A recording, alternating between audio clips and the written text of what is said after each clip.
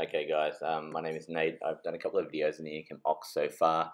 This is one that's been bugging me for a little while. I've done 2100, nearly 2200 kilometers on it, and the head stem in between this gap, it doesn't look like much, but it gets loose and unfortunately makes it a little bit difficult, and it wobbles around a little bit, so it annoys me a little bit and I wanted to make it a little bit tighter. I was watching a gun video recently and they showed he could bed in a stock, and I've taken that approach to this. Keep in mind here, there's a little pin. This one, at about the 1800 kilometer mark, I noticed that it had actually snuck out about half an inch. So just keep an eye on this. So open up your scooter, have a bit of a look in here, undo these Allen hex head bolts. I think they're 3 or 4 millimeters, so you can remove that.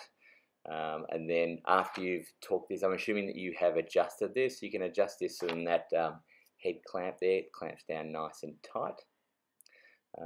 This next little so after you undo these screws, you'll see that is a bit of a steel wedge actually embedded in the aluminium, which is machined. Okay, and that's what forms your catch. So that locking lug locks underneath that. So we want to remove that to make sure that there's no debris or anything underneath it, and we clean it all out, which is what I've done, because I don't know about you guys, but oh yeah, see, and right there's a little bit of a lip, and that's why there's so much area in between that head stem, and there's so much movement. So that's a picture of the underside of the locking lug. That's what locks under that block that we just removed, and basically want to fill in the small gaps in between that and the locking lug, and just fill out that material, okay, with something nice and strong.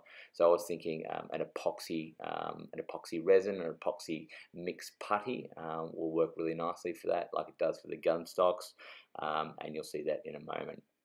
But you've got to prepare the site. So here's the area, so you want to clean in and around there. I use that little bit of a skewer thing to clean up underneath there, because I jammed in rubber and stuff like that to compress it when I closed it, so that it will take out the movement essentially.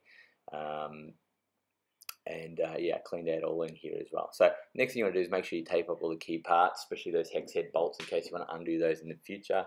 One thing, you'll see the red tape there. I didn't tape the underside of the top of the head stem, which I really should have, because it's stuck there and I didn't want it to stick there, but a bit of anti-stick spray would work wonders. Now I sprayed that locking lug, you can't see it in those pictures, but the actual locking lug, we don't want that to stick to the epoxy. We want that to be able to open and close freely.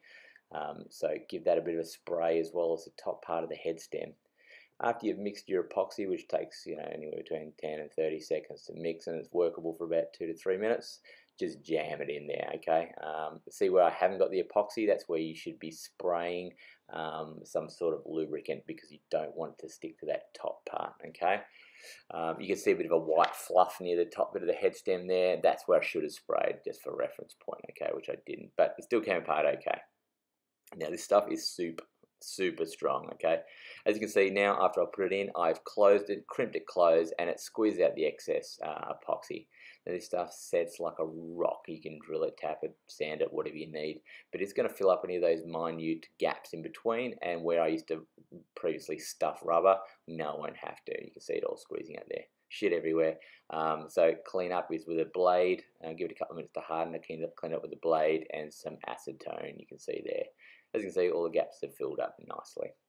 Acetone, like I said, I just use cheap old acetone. That's a good way to clean it off your hands. This is the lube I used. You don't have to use this one, it's just one I had lying around, and here is the finished product. Hopefully you like it. No movement whatsoever in the Ox, which is good. Now it's nice and firm head stem, which is cool, which is what you want. So when you're leaning back on that head stem to do jumps and whatnot, down gutters and whatnot, you don't want too much play in it. So that was a good way to get rid of all that play. And yeah, I'll report back and let you know how long it lasts, but I do think it's going to last a good time, and it's nice and easy to repeat if need be.